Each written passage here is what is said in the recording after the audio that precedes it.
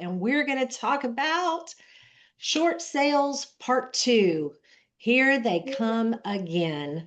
So let's give a little reminder for those of you who did not work in our last downturn market and don't really understand what are we talking about when we talk about a short sale. That's a term that we generally use when the net proceeds you'll receive from selling the property will fall short of the amount owed. Now, in effect, what you're asking the lender to do is say, take less for my property from me than what I owe you. And by the way, as you're considering what you'll accept less, remember, lender, you need to take out commissions, closing fees, all of those. So the number that the lender will get is the net number that you're normally seeing. It would have been a negative net number on a standard sale. Those still happen when people have to, some people do still bring cash to closing. Those do happen. We're not talking about that. We're talking about when actually the sale is going to be short to the lender and lender will approve. Now, there's a couple of things to just think about when you're thinking about short sales in general. First of all, there has to be a true financial hardship, and we're going to go over what those hardships are. A financial hardship is not that your seller wants a bigger home because they're having a new baby, or they're just in the mood to move across town, or they just want to sell their house for some other reason and they can't sell it for what's owed because of changing market conditions, changing interest rates, all of that. You have to be able to show that you cannot make the payment because of a financial hardship. Another consideration is how much underwater are we going to be? And we'll talk about how to figure that out, how to get a listing search ahead of time and give some idea whether this thing's going to go or not before you spend a whole lot of money advertising the sale. Is the seller's best interest accomplished in a short sale? This is an important one. We had occasion, especially in the last downturn, when it could actually be in a seller's best interest to ride it out. That is, don't short sale early, sit in the home, don't make payments until the foreclosure lenders, attorneys come and take the property away. Lots of people were so broke and unable to afford housing back in the last bad downturn that that was actually in their best interest. They didn't care there was going to be a foreclosure. They didn't care they were going to be able to not buy anything for another 5 to 7 years. They couldn't afford an apartment in that moment.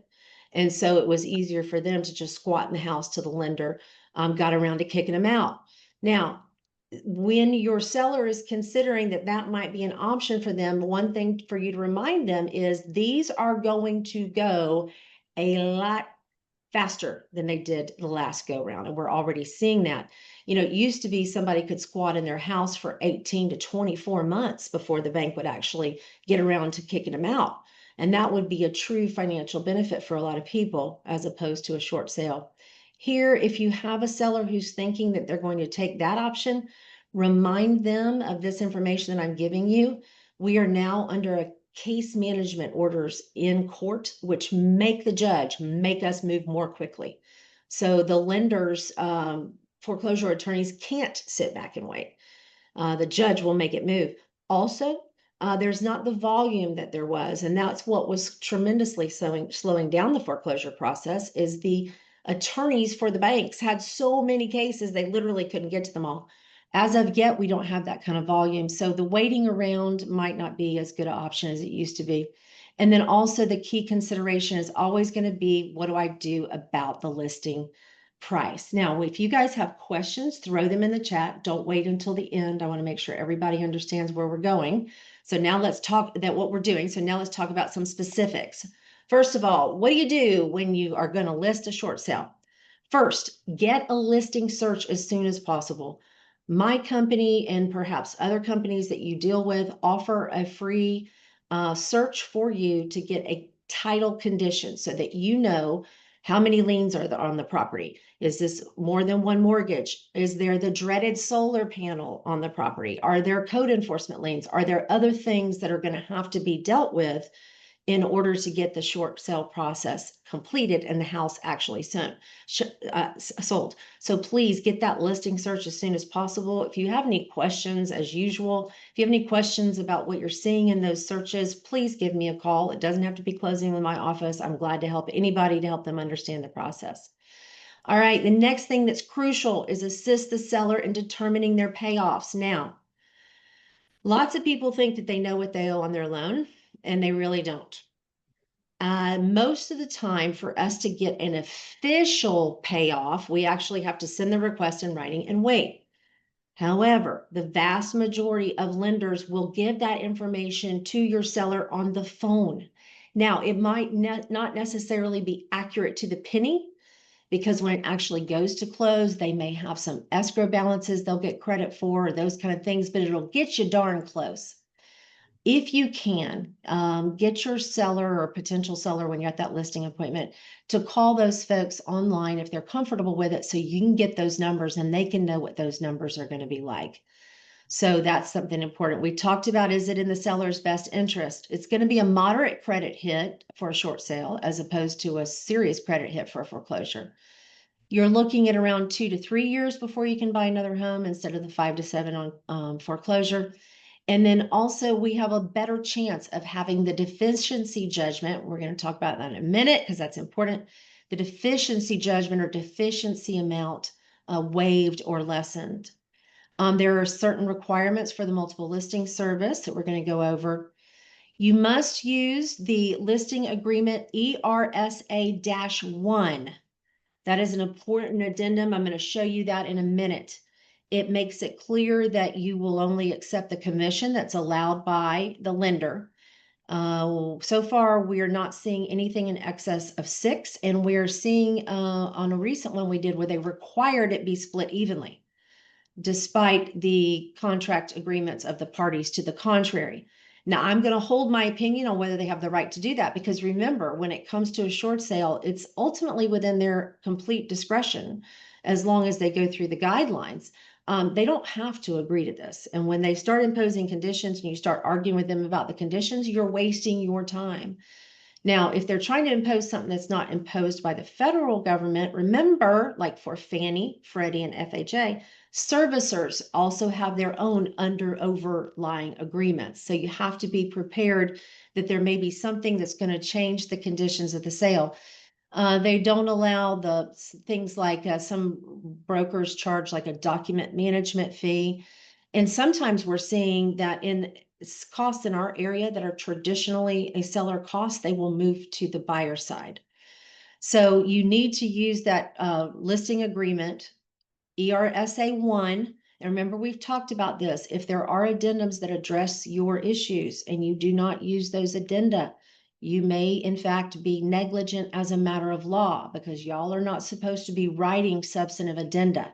You're supposed to be using the addenda that are provided for you. When you start trying to write stuff, remember that's the unlicensed practice of law. In addition to getting you in trouble with the law, it also can really hurt your client, because you can think something says something the way you wrote it and it didn't actually say what you think. I mean, I know that happens to me all the time, and I'm a lawyer. So please, please, please use the addendum for this purpose, which is ERSA-1, Informed Simplicity. That is an addendum to the listing agreement. You should also use the addenda to the purchase and sale agreement, that is CR7. That is the FAR bar approved version. And remember, we talk all the time about why it's best to use the FAR bar contract. But this addendum makes it clear that the whole deal, that purchase agreement, is going to be completely contingent on lender approval, that there will not be a closing if the seller has to bring money to closing, and all things like that to help protect your seller. So those are 2 addendum, and I'm going to show them to you at the end. If I was technically savvy, I could show them to you now, but I already tried before and I don't know how to go back and forth from the PowerPoint to the form, but I'll show them to you at the end. You need a BPO or a CMA to establish a fair as-is price. Short sale, when the short sale is being approved, it is highly unlikely that any concession for improvements or much concession at all for anything will be allowed. I'm not going to say it's never allowed, but there would have to be a real showing of very, very poor condition on the property. So kind of price it competitively, Don't short price it, because the lender will check at the appropriate time in the short sale negotiation process to determine whether this is a fair amount, whether they have their own appraisers go out or they hire realtors to do their own CMAs, BPOs. So you need to see a value that the lender will agree that's a fair value. Don't do a strategy with where you list it high and come down. This is not the time for that. This is the time to start out of the gate with the real price and signal that to your buyers to let them know this is the price that the market will bear and that we think that the lender will accept. This will not stop the foreclosure process. If your people are in foreclosure, please warn them that this whole short sale application will not stop that process unless and until the lender agrees to stop that process. A lot of people have the idea that they can miss payments, then finally, when the lender gets around to filing foreclosure, at that time list for short sale, thinking that that will stop the process. It will not. The lenders are generally of the opinion that they're just going to continue on in their process. And if you get a short sale in the time it takes before they can take you and take your property away at the courthouse steps, well, it's actually virtual now, but you guys know what I mean. They'll say, great, try to get it done. If you can't get it done, we'll have that foreclosure judgment. That'll give you some more time to get it done. So just don't think as that somehow this filing for or listing and requesting a short sale from your lender will stop the foreclosure process. Also, a lot of people don't realize that you can lose entitlement to your VA loan. Make sure that you warn your VA sellers. Now they can buy back this shortage if there is a shortage, but generally if they had a entitlement and the VA takes a loss of 100,000, that's going to lower their entitlement. Now, it may not be 100,000 one-to-one.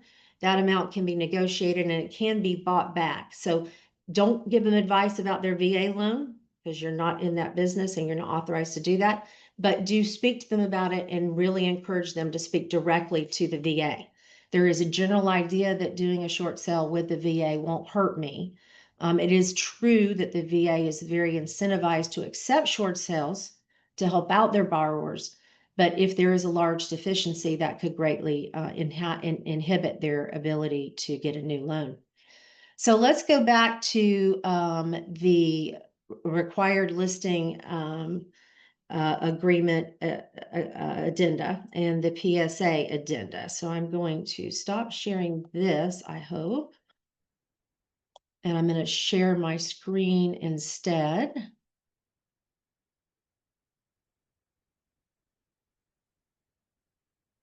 And can you guys see somebody shout out? Can you say the short sale addendum to the exclusive right of listing agreement right coming up right now?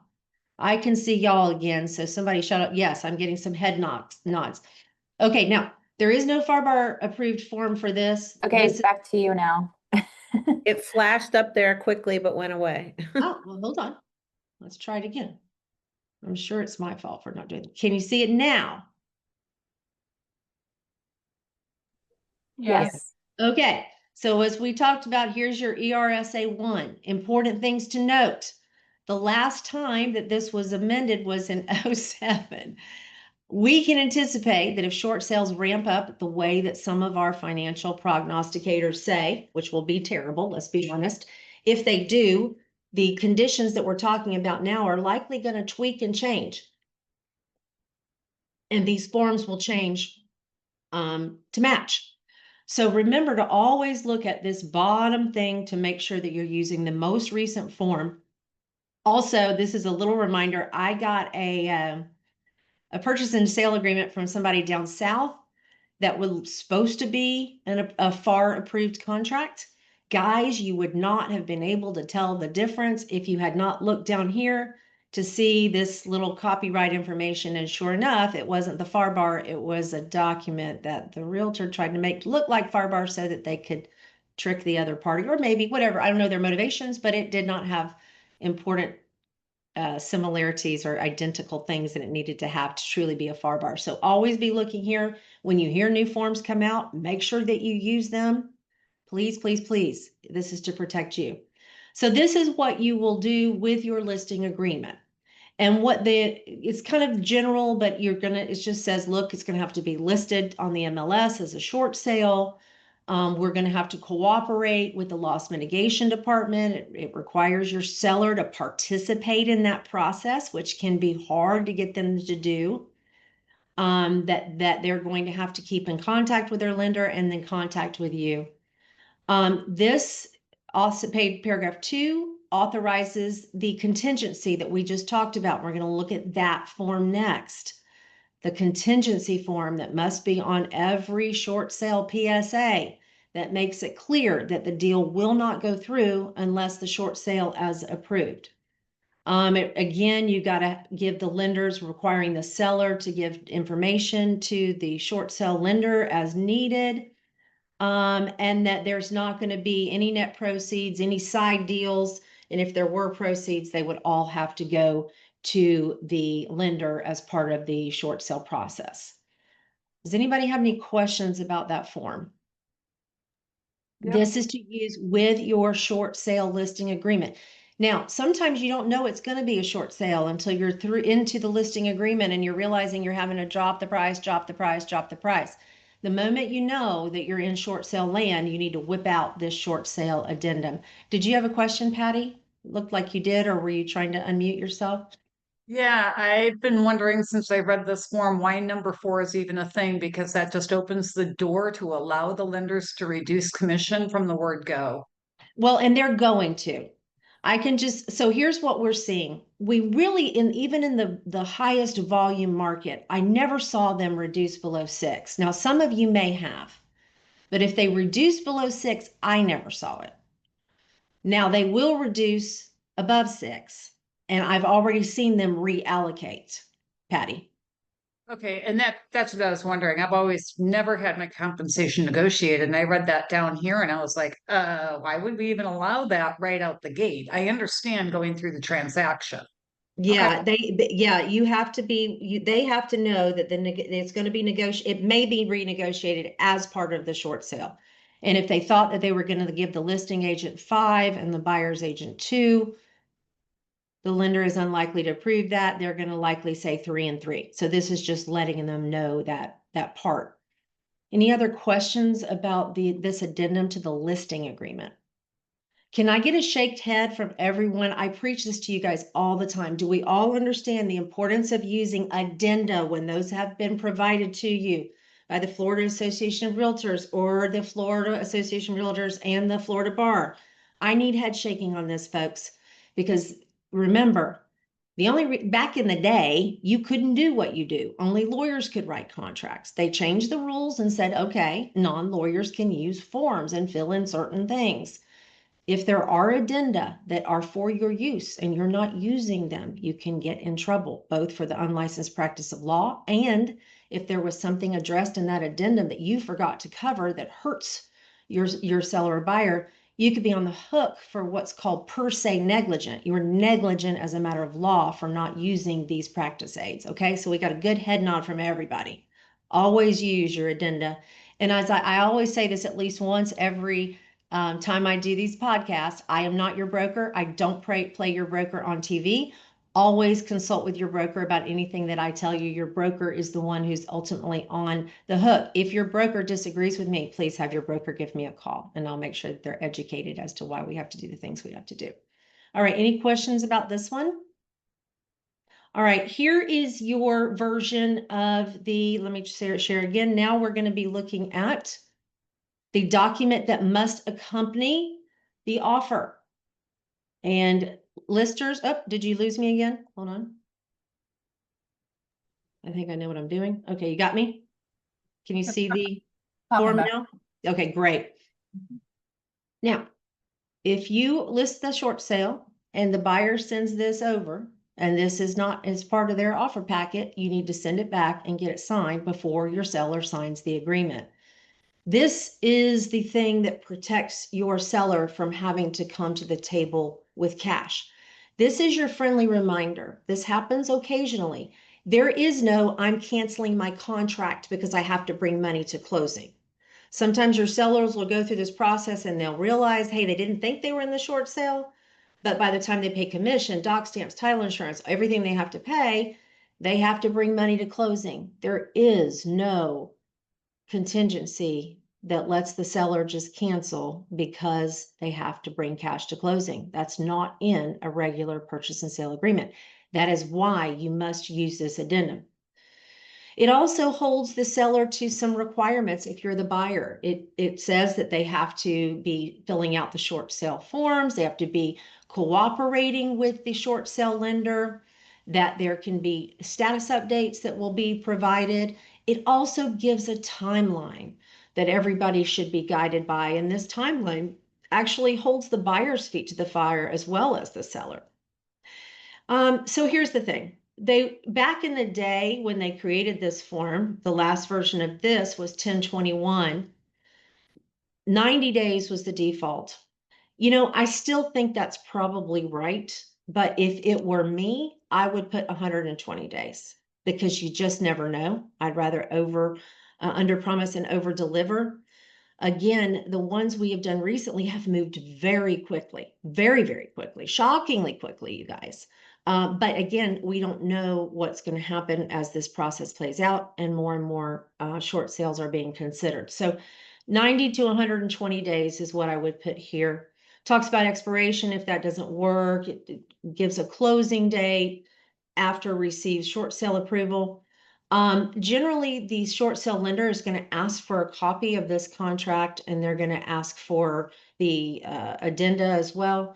So, you know, be reasonable here.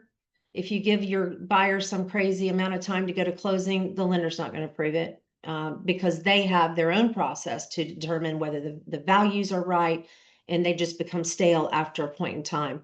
So 45 days may be what you're looking for, but don't get crazy here or the whole short sale will fall apart. Okay, so I'm going to stop my share and see, do you guys have any question about that addendum? That is the CR7. The version we're looking at now is that we were using now is 1021 CR7. Any questions about these short sale contingencies? Oh, let me show you this page 2, just so that you guys are aware of this fact. A lot of people are not. You can accept backups, guys, and there's might be good reasons to do that during the short sale process, especially if it's going long. Now, of course, the buyer's going to want to prevent you from doing that, but if you can, backups are not a bad idea. I have seen short sales be approved, but by the time they were approved, the buyer had to go elsewhere. And if we had a backup contract, we could have gone ahead and got the deal done. Back in the bad old days. So far, we're not having much problem, but I feel like it's early days yet. Let's see if there are any. Why is 4 even a thing? Have you done representation for short sales? Yes. So that's a very good question. Do you need a lawyer? All right. When people ask me that question, I often think, what do they expect me to say? Like, of course, I think I'm valuable or I wouldn't do what I do for a living, right? Like, of course, I think I value add. However, your client might not agree. I will tell you that if you decide not to hire a lawyer and you want to do this yourself, you need to be careful. There's a couple issues that you need to be prepared for. First of all, it is laborious and time consuming. They can ask for the same information over and over and over again, and you could have some difficulty working with your seller to get that information. Generally speaking, sellers are a little more responsive when their lawyers send them letters and requests. It seems more official, I think. But that's a long and time-consuming process, and I don't think it's something you guys want to engage in unless you have a lot of free time on your hands. Also, you need to be careful that you get your client what's called a deficiency waiver. Let me tell you what that is. When you come to go to closing, your lender is going to be short some amount. Let's use $100,000 as our example. By the time we have the price is not what they wanted, plus they've had to pay closing costs and commissions. They're going to be they were owed $297 and their closing statement says that they're getting $197.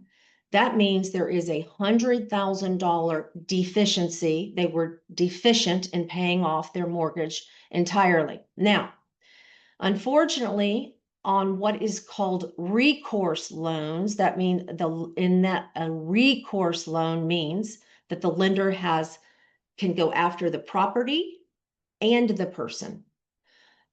Many, many loans are recourse loans in the residential market. That means for you, if there is a recourse loan, that means they can not only then take the money from the short sale, but then go after the seller for that additional $100,000 deficiency. That deficiency judgment can hang around and cause them to go into, if they're eligible even, to go into bankruptcy to try to get another, ever get any hope of getting another home or even borrowing money from Best Buy. If you've got $100,000 personal judgment against you, a deficiency judgment, it can cause real problems. Many, many loans are available for a deficiency waiver as part of the short sale process. That is when the lender says specifically, we will accept your 197 and we will waive the right to go after you individually for the $100,000 we're short. Now, I want to make sure that I've spent enough time going over that because I think it's most people don't understand that this can be a real issue for borrowers. They think the short sale, and that happened so many times on the last go around. They thought that everything was quote unquote fine because the short sale went through, that they weren't careful to get their deficiency waiver negotiated as part of it. And then they started getting sued by the lender for a personal money judgment. All right, any questions about this?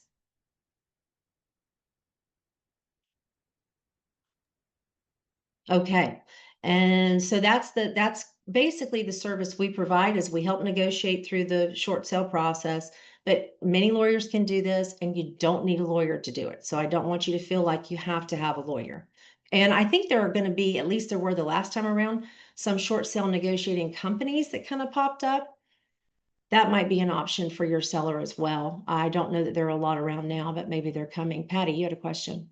Yeah, talking about the deficiency waiver is one thing. You want to get them released 100% from everything owed, but that does not waive the tax repercussions. Yeah, we're going to talk about that in a minute. When you do have forgiven debt, what that looks like, and that's going to kind of be at the end. I had a lender like Chase show the short front as income to the seller. Yes. Well, since you raised it, we'll go ahead and talk about it now, Patty. You need to be prepare them that when they do get a short sale deficiency, the lender will send them a 1099 for the forgiven debt. They may or may not owe tax on that forgiven debt, depending on whether they are insolvent in the eyes of the IRS at the time the debt is forgiven. This is not any kind of analysis that you should be undertaking. You should absolutely refer them to a tax professional. If they use a tax preparer only and not a CPA, this would be a time that perhaps you want to refer them to a CPA to make this analysis. There is a big difference, and this might be one where you want to refer them. This is kind of that area where you have to be careful. I don't even give advice about tax matters, and I know just enough to be dangerous. I always refer them to my CPA, Patty. But yes, it can be something that can really hit them out of the blue. So you need to prepare them for it and get the waiver when you can. I did see several people that I had to represent in bankruptcy, maybe a few people that I had to represent in bankruptcy because someone else negotiated their short sale and they didn't get a deficiency waiver and they weren't insolvent. So we had to take them through some reorganization to try to get that debt where they could have a future of borrowing. And some of these deficiencies back in the day, Patty, you will remember, were a lot of money. Hopefully, with the way the market's now, these deficiencies will be smaller amounts and easier to handle. Any questions about deficiencies, deficiency waivers, or the taxes that come from them? Sherry, are you stretching or trying to ask a question? Looks like you're just moving your phone. I had put a question in the chat, just not about the deficiency waivers. I noticed that the addendum you shared was for the standard contract. Back in the day when I was working these, lenders wouldn't accept standard contracts, so I was just wondering if that's changed. Right, that's a good question. I have a lot of discussion about standard contract versus non-standard contract. It doesn't matter. This addendum will work with either.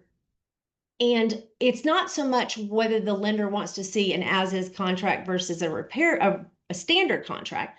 Remember, the biggest difference is the repair limits section. If you use a standard contract where there's lots of good reasons too, they will accept it if you put 0 as the repair limits that are allowed. The main thing they're focused on, Lisa, is they're not paying for repairs. That's the main thing. That's why they want to see an as-is contract. They're just like, we're not going in this agreeing to 200,000 and then finding out later that we're going to have to take 195 because somebody needs a new screen enclosure. Right? I mean, as is really means as is. And they make you run this strange line of fair market value and as is. So this is where when you're listing, preparing your BPO to go along with the listing is so important. Because if it is in fact, everything else on your street is listed for 297 and a fair listing for your price for your property is 277 because you need $20,000 of repairs, it would really help your case if you go ahead and get some estimates from some local handymen or handy women about what precisely is wrong with the property and how much it is going to take to bring it done. That's a little extra work than you would normally have to do as a lister that could make the difference in bringing it across the plate when you're trying to get your short sale contract approved. Any questions about that or how to do that? Just create a BPO as you normally would. And then if you know there's going to be repairs they're not going to pay for, then just give us some documentation about what those repairs are going to cost. Any questions about that? Okay. Let's go back to, look at me just technologically whizzing away over here. I'm so impressed.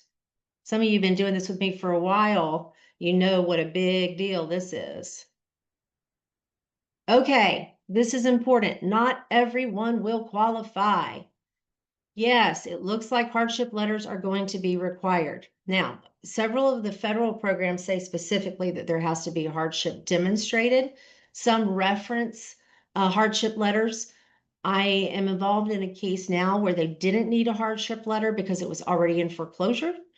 But in general, the guidelines are telling us for 2025 that that will still be required. So what does a hardship look like? A death of a spouse, loss of a job, serious illness, permanent reduction in income, increased housing expenses. This is a good one. A lot of times your listers get hit with a crazy increase in taxes. That can be a reason now. The new regs recognize that. A disaster, a distant employment transfer. Now, I know you're going to ask me what distant means, and it doesn't say that. So I wish I could provide you more guidance. It just uses the word distant, presumably something that's not reasonable drive. And it must be permanent or long-term, not I want a bigger house or want to move, or my depreciation is such in the property that it's now underwater, or that my adjustable rate mortgage has now adjusted up. That is specifically listed in one of our guidances as not qualifying as a hardship. You also have to be not eligible for retention options. Obviously, the property has to be below the property value has to be below the mortgage balance. Occupancy matters. There's still a strong preference to disallow short sales and investment properties, second homes, and that kind of thing. It must be listed with a licensed agent. Let me move over here in the MLS, the multiple listing service. And some of our 2025 regulations from our big guys, Fannie, Freddie, and the VA, are even say if you're in an area not covered by the MLS, then you have to show some widespread advertisement of the property. And at least one of them requires at least 5 consecutive days of being listed before they will consider your short sale offer. And it must be an arm's length transaction. You can't sell to your friend, well, maybe a friend, but you definitely can't sell to your family member, your spouse, or anything like that. And you will be signing documents at closing, both as the listing agent and as the seller, that the transaction is as it's shown on the settlement statement. Now, that's always important. You always know that you guys have to be doing what you can and not be involved in any passing the buck of monies or things happening regarding the transaction outside the closing statement. That's a no-no on a loan, when there's been a loan on the property. Even more important in the short sale arena because you will be signing additional documents to that. Did I miss it if you talked about commission to realtors on both sides of the transaction? Yes, we discussed that briefly. They do allow commission. They don't seem yet to understand anything about or care anything about the NAR settlement. What we've seen so far is a reduction to no more than 6 and splitting it equally between the agents. But again, you're going to hear me say this several times throughout the presentation. We're early days in short sale part 2. What's yet to be developed, we don't know, and it's going to depend entirely on how prevalent these are going to be coming. So what I'm telling you now is what the feds are saying now, and based on what's happening now, that may be subject to change and be, you guys, when there are changes, I'm going to come and bring them to you at a Zoom Lunch and Learn. So be listening for that. The approval process. I love this picture of this guy. Sometimes that's what it feels like. Sometimes it feels like you just get lucky on whose desk this landed. There is actually a waterfall of guidelines that the lenders and the servicers send out to folks. I think that sometimes the reason it feels like it's just a, cross my fingers thing is the amount of time it can take. So during the approval process, and we've talked about, 90 to 120 days is probably right, though we've been seeing some less than 90. Your seller needs to be prepared with their following documents. And sadly, when the process takes a long time, the lender will require you to update them again. So first of all, they have to sign a third-party authorization form that allows either you or the short sale processor or the attorney that's working with you. That's a form that your seller signs that allows you to communicate. I have those and would be very glad to pass them out to you guys if you want to take them to your listings. They generally work. Occasionally, the lender might have their own form, but if you want one of those to take to listing agreements, just let me know. I'll give them to anybody who wants them. So they need to be prepared with 3 months worth of bank statements to prove what their financial condition is, 2 years of tax returns, a hardship letter, an income and expense statement, how much is coming in and how much is going out, the listing agreement that we talked about, the comps that we talked about, the purchase contract and addenda. They want to have a settlement statement from your closing provider that shows, how's the money going to go. And that's where they interfere and say things like, oh, nope, we're not going to let you pay for the owner's policy of title and insurance. That's going to have to be a buyer charge, or nope, we're not doing 5 and 2 on commission, or nope, we're not paying that concession. That's where they're working out some of those details on that closing statement. So make sure you work with a closing company that's real responsive, because once you get somebody on the hook, you need to move quickly. So, when you've got a short sale, someone in the short sale department that's trying to work on the closing statement, go back and forth, this is not a situation where they can wait 3 and 4 days to hear back from the closing agent. So make sure that the closing agent is Johnny on the spot and getting those back to them. And then you heard this 3 to 4 months, perhaps sooner. Any questions about what happens during the approval process? Okay. Hearing none. What do you do if you're buying a short sale? What do you do to prepare your buyer? First of all, set the expectations. Let the buyer know that there is no guarantee that this deal is going to go through, that this deal is completely subject to the timing and the approval of the lender. Now, oftentimes the question is asked, well, why is the buyer going to wait around for your fair market price when they could get a cheaper house on the same street and not have to wait? This is where a little bit of art for what you do can come in.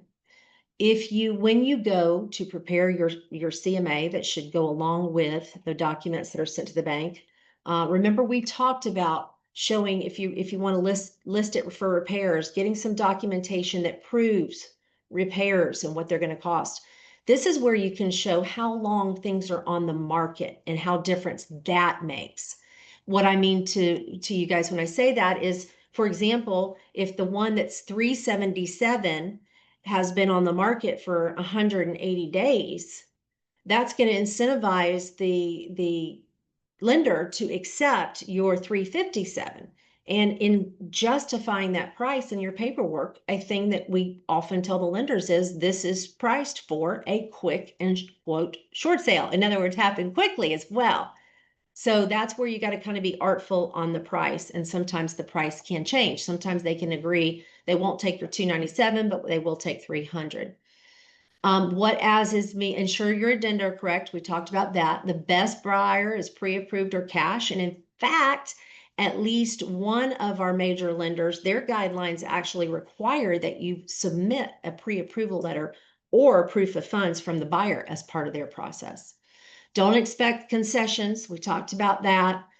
They will not pay extra fees. So if you work with a brokerage that charges a document managing fee or a market center fee or those kind of fees, they didn't pay them last time, and they've done the same thing this time. They've been scratching those out. Any kind of thing extra, they'll knock off extra closing fees. And as we told you before, sometimes they will move in things that we are used to in our area for the seller paying, such as title insurance. Remember, we've talked about this before. That is not the norm around the country. And so we have seen them move the cost of the title insurance over to the buyer as well. And I just saw one that wouldn't even pay the $10 recording fee. So there's that. Question I have is, are we able to charge a non-refundable fee to the buyer to lock them in on a transaction? So in terms of being able to charge is different than what the short sale lender will approve. Two important considerations. One of the documents everyone's going to have to sign will say this transaction is as it appears on the settlement statement. Now, will those be adjusted in some way for in the future? Since after NAR in our practice, we are sometimes taking additional fees as part of our buyer's contract with our buyer's agent. Don't expect that they're going to improve that. Expect that they will allow nothing more than 6% going to the realtors for any purpose on the settlement statement. So you need to be prepared that you, if your broker makes you pay those fees, you're going to have to. That, like that market center fee or those kind of fees that sometimes your broker charges. If you're going to take one of these short sale listings, talk to your broker right away and say, I can tell you, a smart lady told me that they're not going to allow us to charge this. So be prepared for that. Let your buyer know there may be a little extra cost coming their way. So that is, I'm going to end this so I can see your faces again, because I miss seeing your faces. Let's see if I can figure out how I did this before. Okay, are you guys seeing me now? Or are you still seeing my screen? Screen. Okay.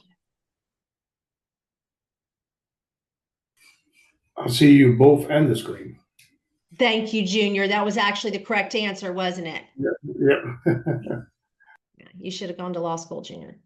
Okay, let's see if I can figure out how to stop share. Hey, Val, will you see if you can turn off my sharing? It's not giving me that as an option now, and it always does. So see if you can turn it off from your side. While she's doing that, okay, wonderful. All right, so if you have any, so let's see, any questions I didn't answer in the chat. Do you know if hardship letters are going to be required? Yes, it absolutely looks like. We talked about the commission. We charge the non-refundable fee to the buyer to lock them in the transaction. Again, I know a lot of people have a buyer broker agreement that allows these extra fees. All I can tell you is, first of all, discuss the matter with your broker, because I'm not your broker and I don't play one on Zoom. Second of all, be prepared for your parties to sign a document that says this is all the money that's happening in this transaction.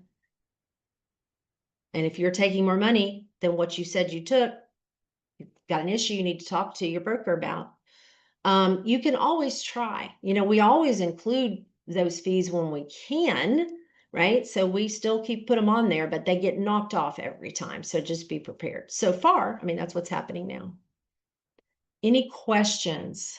I just gave you guys a whole bunch of information, I know.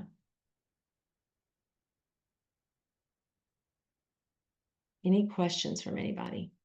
So from Patty, you said, I would like to hear your experience and anyone else that's had any short sales recently. Armando is on the line, And I'm gonna prepare him to be put on the spot in a few minutes to see if he's got any input from the buyer's lender side.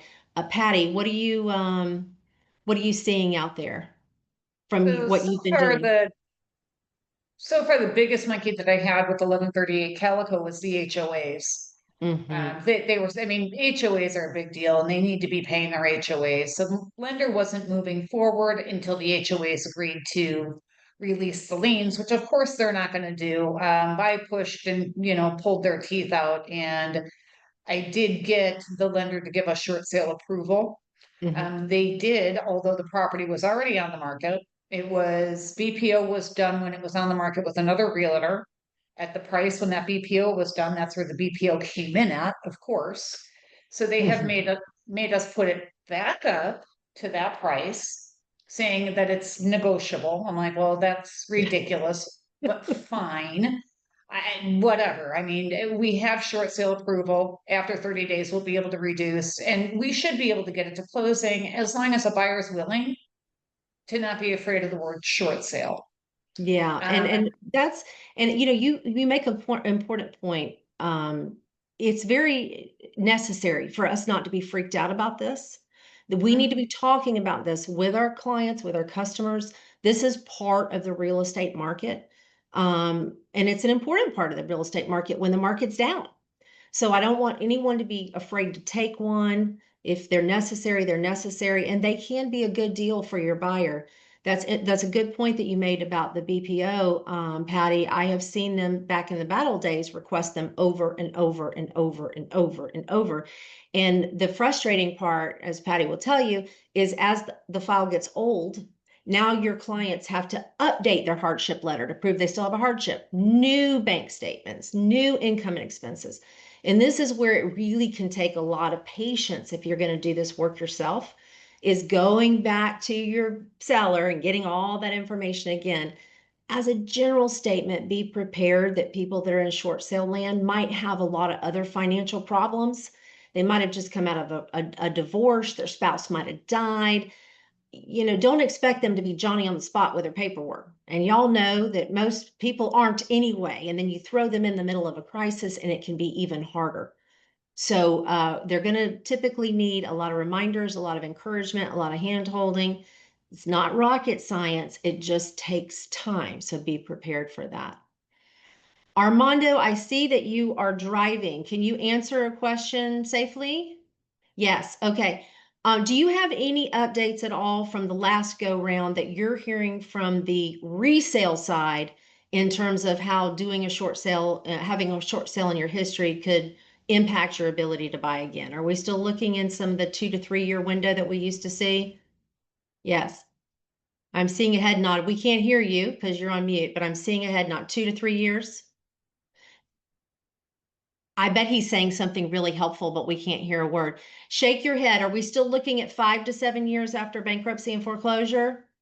If they wait for that? Yes. Okay. So is it still better, Armando? Still less hit on the ability to buy if you do the short sale rather than foreclosure? Yes. Okay, good. And if and when they have any updates from the lender side, I'll promise you I'll bring them to you, because the thing is, I really don't want us to be scared of these. I want us to take these and serve the public, because a lot of these people are in really desperate financial situation. You can really help a lot. Any questions or observations from anybody that's been doing these short sales part 2 or from the last go around? I know there's somebody on here named Owner, who I don't know who you are, Owner, that had said they had negotiated a couple hundred short sales back in the day. I remember one time at our height in our office, we had somewhere around 120 files that were active. And that took a department of 3 people to do nothing but, now this was the height of the thing. This is when it was bad. It took 3 people full time, so 120 hours a week, just to communicate with lenders, passing documents back and forth and getting short sales approved. They're moving more quickly now, just like they're moving more quickly in short sale land. How it's going to be, we don't know. Any more questions? Do you guys feel less anxious about taking a short sale than you did? A little bit? I hope so. Lisa is, and she's never had a listing. I can tell Shayna is. Shayna's not scared of anything as long as she's got the right support. And I know that's going to be Alicia. Aisha's more anxious. I don't want you to be more anxious. At the end of the presentation, I'm going to give you my cell phone number. Remember, I answer questions of all realtors all the time. You don't have to close with me. You don't have to have an active deal with me. I'd rather help you ahead of time than try to get you out of trouble at the end. So we're going to give you my phone number right at the end when we're done. Any more questions? Just a quick comment. Yes. Oh, yes, we can hear you now. Great. Thank you. Yay. So quick comment. So Meredith, you and I were around the first go around, and there are challenges for sellers, yes, but great opportunities for buyers. So often the properties that are being sold in short sale are as is, as you say, and may need a little bit of work or a lot of work. Keep in mind that there are renovation financing options for your buyers that may have enough money for 3.5% down payment, but not enough money for the repairs. So again, opportunities, are going to continue to come. Just wanted to make you all aware of that. Thank you, Armando. Anybody else have any question or comment?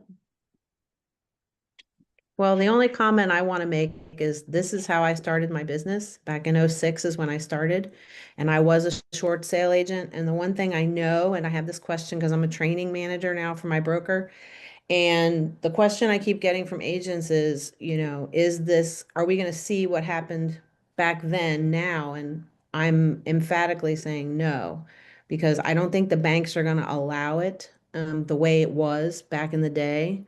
And I'm glad to hear what you're saying, Meredith, that they're moving faster now because, man, they used to sit there for like years, literally. So good Yeah. class. I learned a lot. They're moving faster for now. And I really believe that we're not going to see anywhere near the volume of what we had before. We're going to see some.